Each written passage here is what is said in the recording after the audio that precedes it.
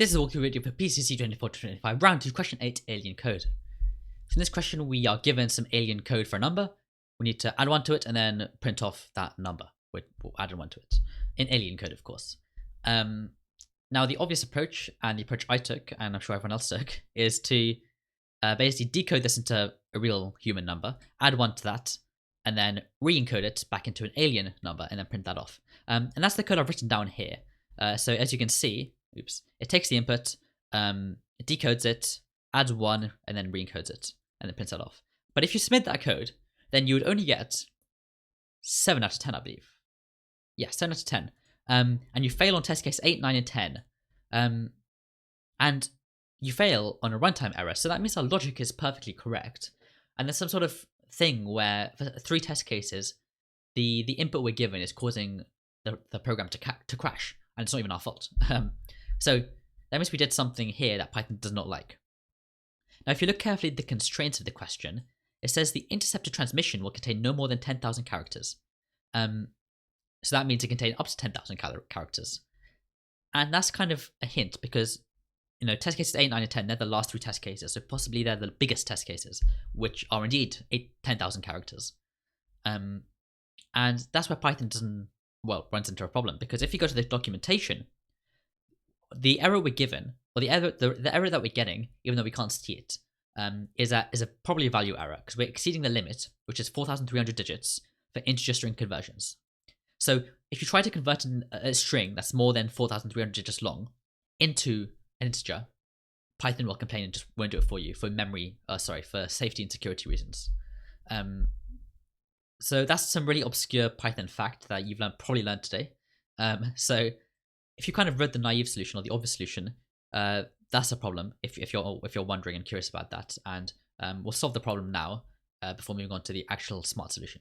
So to solve the problem, we kind of just need to include 2 lines of code. So we need to import the sys library, and then from sys we need to run this command, the set int max string digits, which kind of does what it says. It sets the max amount of digits in your string that you can convert to an int. So by default, it's that 4,300. We can make that 10,000, and that should work in this problem because that's the maximum we're given. However, you can also just make that 0, and 0 just removes the cap, so it can go unlimited. An unlimited length string can be converted to an integer. And so just by writing those 2 lines of code that just essentially change the settings that Python has by default, we can now solve the last 3 test cases and therefore get 10 out of 10.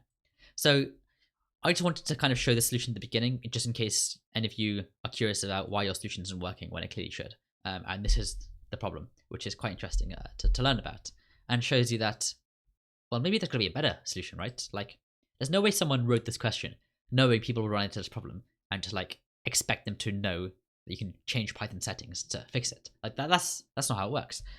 So our job today is going to be to find what the actual solution is, what the smart solution is, which actually ends up being much more concise than the solution I just showed you, which in itself was fairly concise already. So if you look at the question, there's a bit of a funky thing about it, which is the digits are transmitted in reverse order. Why not are they in reverse order? Also, that's bolded. Nothing else on this page is bolded. So there's something about this which is funky.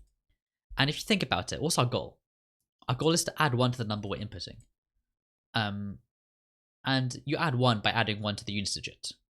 And since we're given the input in reverse order, the units digit is the first thing we're given. So perhaps we're given it in reverse order because that makes it much easier for us to add 1 to it from left to right. So for example, say we're inputted this, which is 7, 1, and 3 in that order, which obviously stands for 317. So say we input 7, 1, 3. To add 1 to this, we look at the first number, which is a 7, and then we increase that by 1 to an 8. Boom, we just added a number. We just added 1 to a number in reverse order. So it's very simple to add 1 to a number in reverse order. And for the case where you have like 199, or in this case 991, because it's reverse, well, you look at the first digit, you can't increase a 9 by 1 to get like a 10, like that's just wrong. So we change that to a 0, and we move on. Oh look, there's another 9, so we have to do the same thing. We change that to a 0 and we move on. Aha, there's a 1. We can increase the 1 to a 2, and that's when we're done. We get 200. So the algorithm for 9, a ton of 9s and then a ton of other numbers, is you kind of keep going and changing all the 9s to a 0 until you finally get to a non-9 number. And when you get to a non-9 number, you add 1 to that. And you may have noticed now there's an edge case. What if your number is just a ton of 9s? What if it's 9,999? Well, you do the same thing. Go through them, replace them all by 0. And if you get to the end, then you add 1 to it. So if your entire input was just 9s, then you just add 1 to it. To the very end. Like the number 1 to the very end. And that'll get you to 10,000 in this case, which is correct. That's the algorithm we're going to use. So let's code that up. So firstly, let's take our input as imp. And let's create an answer string, which can be empty for now. And the next up, we need kind of this information encoded in, because you can either like hard code or do this all manually, like physically compare all of these numbers and whatever.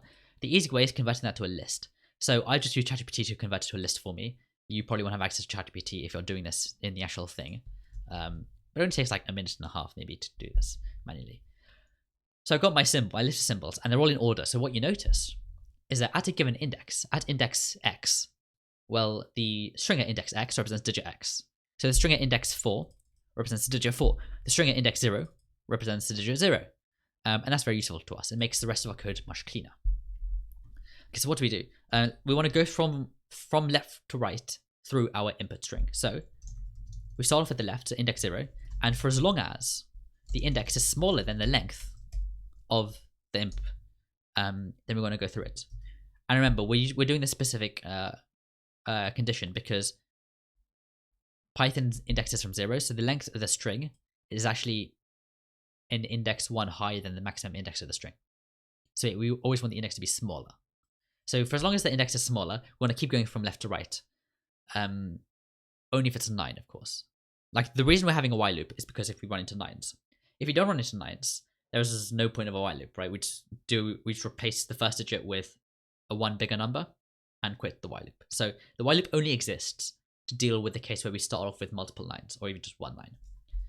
But anyway, let's check to see if it's a 0. So if the current digit we're looking at, which is the imp, and the current two characters, which is index to index plus 2, so the current 2 characters, if that is equal to a 0, which is the first symbol or the first character in symbols, if that's equal to a 0, well, let's do what we just said and add a 1 to the answer string, not a 0, a 1, because a 1 higher than 0 is 1. So we can do answer plus equals, what was going to do? Yeah, symbols a 1. So we're just adding a 1 to it. And as we just said, well, then we break out to the while loop, right? The while loop only serves as a loop for as long as we have 9s. So for anything other than a 9, so 0 to 8, we want to break out as soon as we've done the command. So that's where the break comes in. Okay, what if it is a 9? So if the next 2 digits are a 9,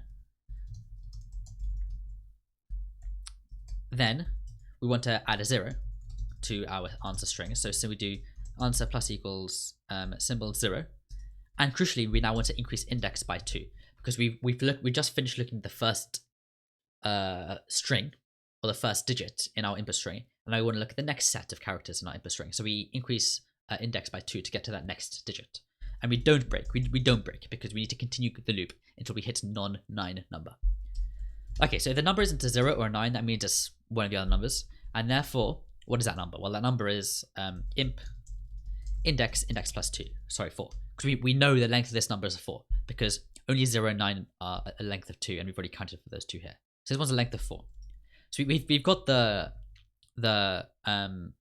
string for it. Now what do we do with that? Well, we want to find out what number it actually is, like in decimal. What number is it? Well, we can do that by saying symbols.index this string, and that will give us the number that we have. But we want to add 1 to the number, so let's just add a 1 to the number, and that's the number that we want to now add to our answer string. So let's take that entire new number, put square brackets around that, and use this entire thing as the index to the next number we're adding. So we can do answer plus equals that. Answer plus equals symbols that. Lovely. And then again, we want to break out because we've added the 1. Now we need to account for the edge case. What if we just had a ton of 9s? And then we want to turn them all to 0s and then add a 1 to the end. Well, if that's the case, we can use the else here. And by the way, if you ever have a while or a for loop, you can have your entire while or for loop, and you can then have an else statement after it. And the else statement is only run if you haven't broken out.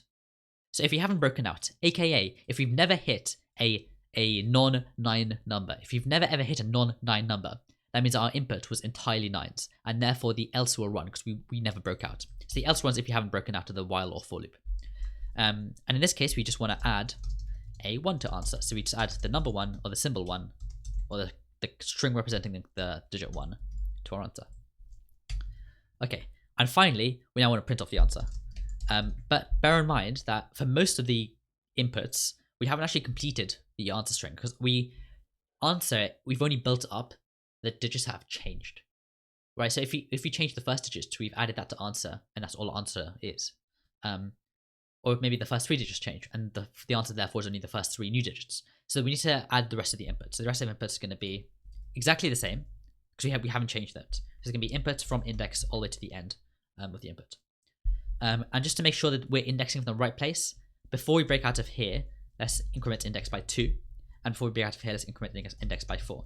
So that we shift we jump to the next digit. And then that's the digit that we begin adding to our final answer. And this code will kind of cover all the cases, and I think it's pretty clean code and quite nice. And that gets us 10 out of 10.